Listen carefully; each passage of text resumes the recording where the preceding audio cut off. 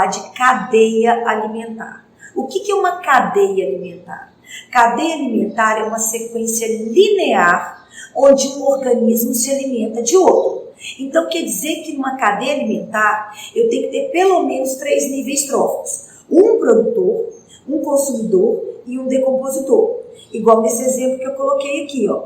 As plantas do fundo são os produtores, o caramujo que come as plantas do fundo é o consumidor primário ou de primeira ordem, os lambaris que comem os caramujos, os consumidores secundários ou de segunda ordem, o peixe maior que come os lambaris, né, consumidores terciários ou de terceira ordem, e as aves que comem os peixes maiores, consumidores quaternários ou de quarta ordem. Geralmente a gente representa produtor por P, consumidor primário por C1, consumidor secundário por C2, consumidor terciário por C3 e assim por diante. Então lembra, cadeia alimentar é uma sequência linear onde um organismo alimenta-se de outro, ok? Aí eu dei outro exemplo aqui, ó, que numa cadeia a gente tem que ter pelo menos 3 níveis tróficos.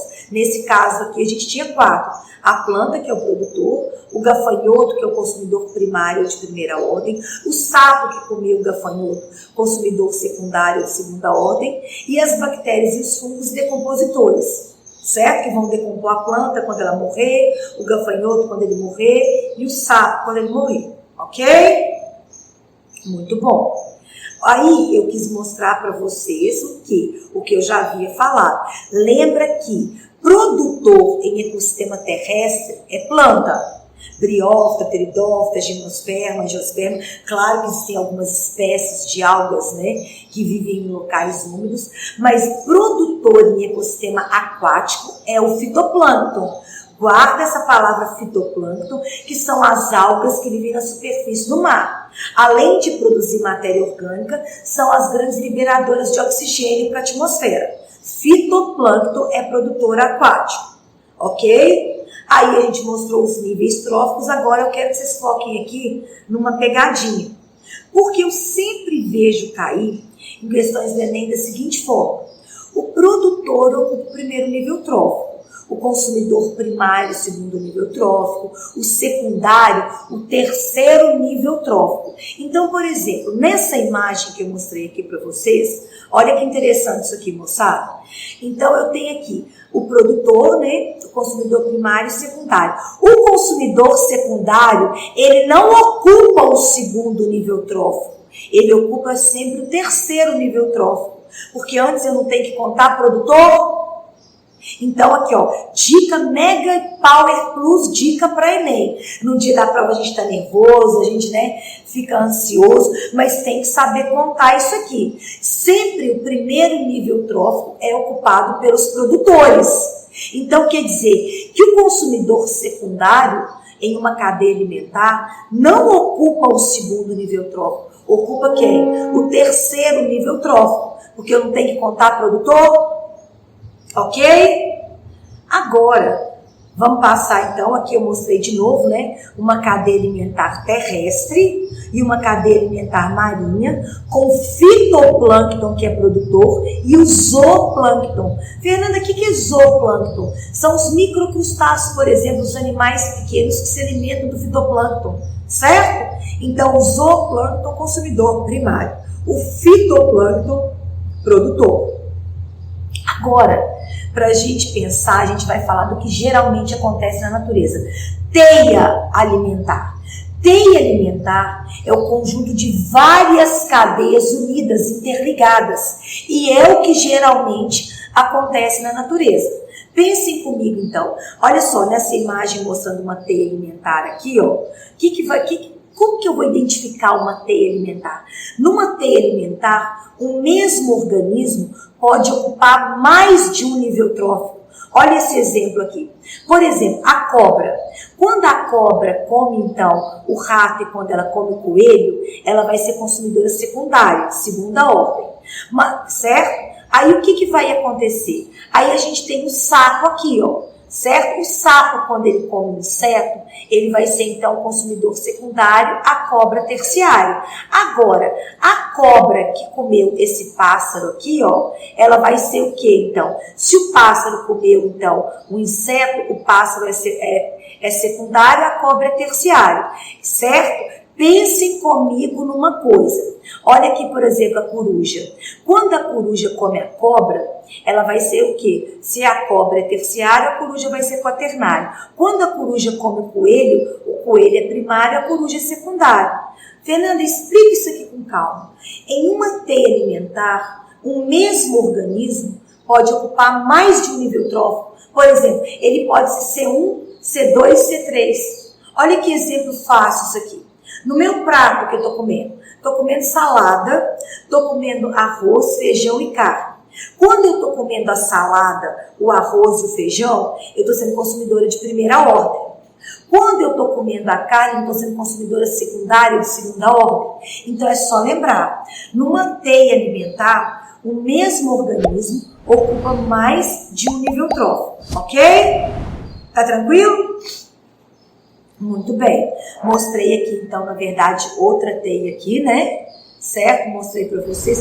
É só lembrar que em uma teia alimentar, o mesmo organismo pode ocupar mais de um nível trófico. Ele consome mais de um tipo de alimento. Olha que linda, que bagunça dessa aqui, né? Mas ficou bem legal, então. É só lembrar, numa teia alimentar, você vai comer, então, mais de uma coisa, certo? Mais de um organismo. Tá tranquilo? Ok? Agora, nós vamos passar, então, para as pirâmides ecológicas. Bem, o que são pirâmides ecológicas? Pirâmide nada mais é do que uma representação geométrica de determinada cadeia alimentar. Por exemplo, na matemática, vocês não têm, por exemplo, os gráficos? Por exemplo, o gráfico que é uma reta representa uma equação de primeiro grau. O gráfico que é uma curva ou uma parábola não vai representar uma equação, então, de segundo grau? A mesma coisa é pirâmide.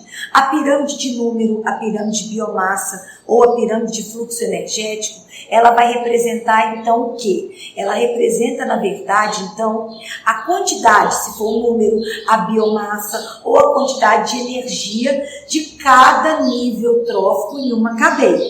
Foi o que eu coloquei aqui, ó. Geralmente, a gente tem 3 tipos de pirâmide. Pirâmide de número, pirâmide de biomassa e as pirâmides de energia ou de fluxo energético. Aí eu dei um exemplo aqui. Foca nisso aqui, moçada. Isso é muito, muito importante. Na base de toda e qualquer pirâmide, quem está sempre na base são os produtores. Depois consumidor primário, secundário, terciário. Posso colocar decompositor ou não. Não é obrigatório. Como eu devo colocar em uma cadeia.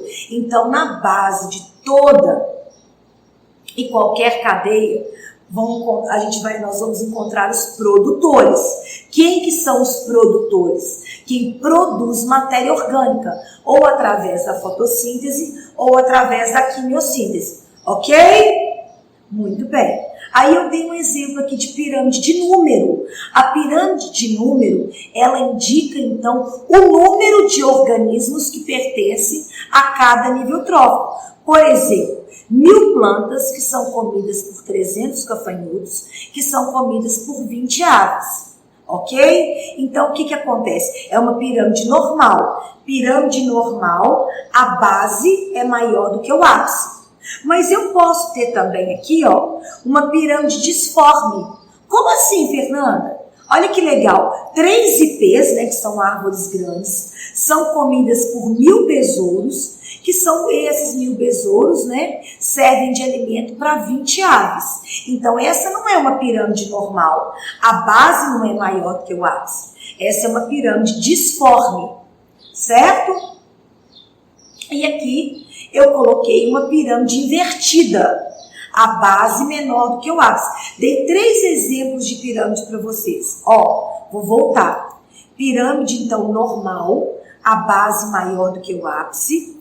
Pirâmide disforme e uma pirâmide invertida. Então, uma árvore é comida por milhares de pulgões, ela serve de alimento para milhares de pulgões, que são comidos por milhares, né, milhões de protozoários.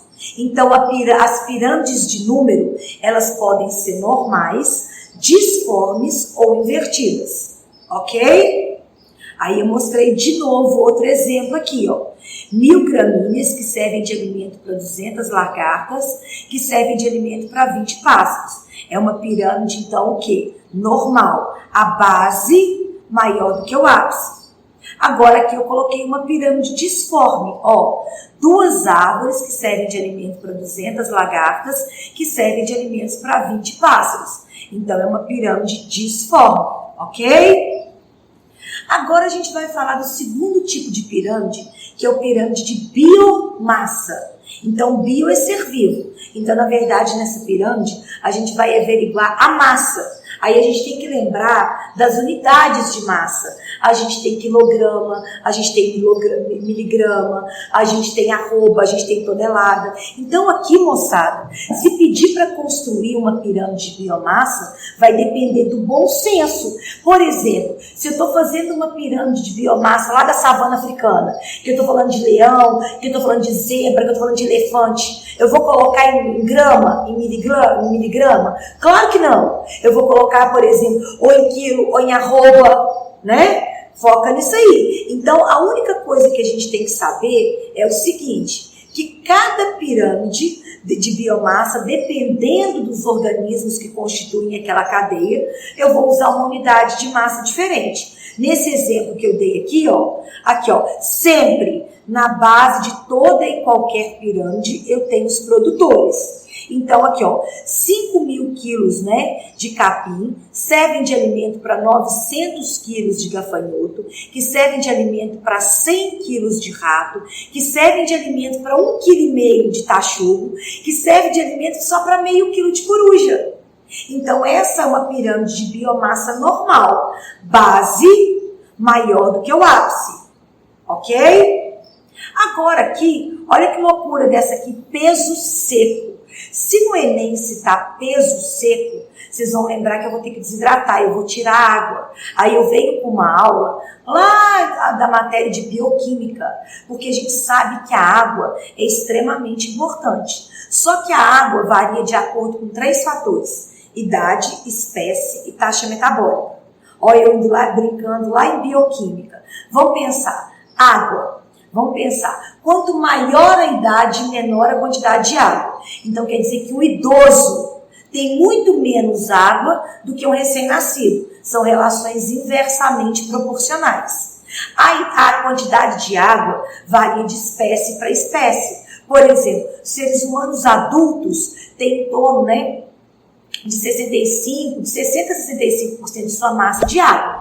Se eu pegar, por exemplo, uma água viva é um nome popular, que é um quinidário selenterado, tem em torno de quê? De 96 a 97% da sua massa de água, por isso que chama água viva. É só água. A quantidade de água varia de acordo com a espécie e também varia de acordo com a taxa metabólica. Dentro do mesmo organismo, por exemplo, o organismo humano, os neurônios e as fibras musculares, né, são então as células que mais demandam, que mais gastam água. Então eu tenho que focar nisso aqui. Às vezes eu fizer uma pirâmide então de peso seco, significa que eu vou desidratar, eu vou ficar só com a massa daquele organismo sem a água, sem essas variações. Muito bem.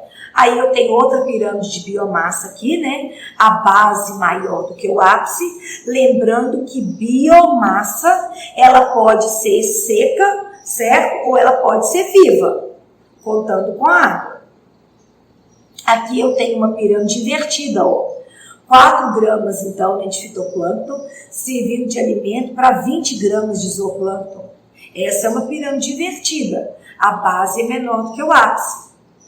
Aí aqui eu mostrei para vocês, ó, a pirâmide de número e a de biomassa. Eu coloquei a cadeia aqui, ó. Eu coloquei então uma árvore que serve de alimento então para vários, então, insetos aqui, né? Que são mosquitos pernilongos aqui, que servem de alimento para joaninhas, que servem de alimento para pássaros.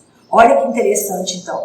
Pirâmide de número. Uma única árvore serve de alimento, então, para vários pernilongos, para vários pernilongos, que servem de alimento, então, para as joaninhas e para poucos pássaros. A biomassa já é diferente, ó. A biomassa é diferente da pirâmide de número. Ficou claro isso, moçada? E para a gente terminar agora, a gente vai falar, então, das pirâmides de energia ou de fluxo energético. É a única pirâmide que nunca pode ser invertida. Então, na verdade, quando der uma questão no Enem que fala de pirâmide ecológica, tenta encontrar a primeira pirâmide de energia, a de fluxo de energia, que é a única que a base sempre vai ser maior que o ápice. Ela não pode ser nem invertida e nem disforme. Mas bem, vamos entender o que é essa energia, então. A energia principal do planeta vem do Sol. Os únicos seres vivos capazes de transformar a energia luminosa em energia química são os produtores que realizam fotossíntese. Fotossíntese, né? Transformação, produção de matéria orgânica utilizando a luz solar. Então, moçada, sempre quem que vai ter mais energia são os produtores. E essa energia, ela é perdida aqui, ó, ao longo da cadeia alimentar. Então, quer dizer que sempre quem vai ter mais energia, produtor, e quem vai ter menos energia, consumidor de topo. Porque ela é perdida ao longo da cadeia alimentar, porque nós não gastamos energia no nosso metabolismo, a gente não libera energia na forma de calor. Então, o que acontece? Lembra, sempre o nível posterior sempre vai ter menos energia do que aquele nível trófico anterior. Ficou tranquilo? A energia pode ser medida em caloria, em quilocaloria, ok? Então, a pirâmide de energia é a única que nunca pode ser invertida. Por quê? Como eu coloquei aqui no slide, ó, o fluxo de energia é unidirecional, certo? A energia é perdida ao longo da cadeia alimentar. Ficou claro isso, moçada? Aí eu mostrei aqui, né? A energia do Sol sendo transformada pelos produtores através da fotossíntese, e essa energia é passada através da cadeia alimentar e sempre em menor quantidade. Então, quer dizer que se eu tivesse que escolher uma coisa que tenha muita energia, é melhor eu comer um prato de salada do que eu comer uma carne, porque os produtores têm mais energia do que os consumidores, ok? E para a gente terminar aqui, eu mostrei aqui para vocês, ó, o produtor aqui nessas gramíneas aqui, certo? Mostrando aqui, ó, com 10 mil quilocalorias. Aí eu vou ter então aqui os insetos com 1000 quilocalorias, o sapo com 100 quilocalorias e a cobra apenas com 10 quilocalorias. Então a energia, a pirâmide de energia é a única que nunca pode ser invertida. A de número pode ser normal, pode ser disforme, pode ser invertida. A de biomassa pode ser normal, pode ser disforme, pode ser invertida. A única que nunca pode ser invertida, porque o fluxo de energia é unidirecional. A energia é perdida no metabolismo, é perdida na forma de calor. Então, sempre o último nível trófico, a gente chama de consumidor de topo, é aquele que vai ter menos energia. Ok?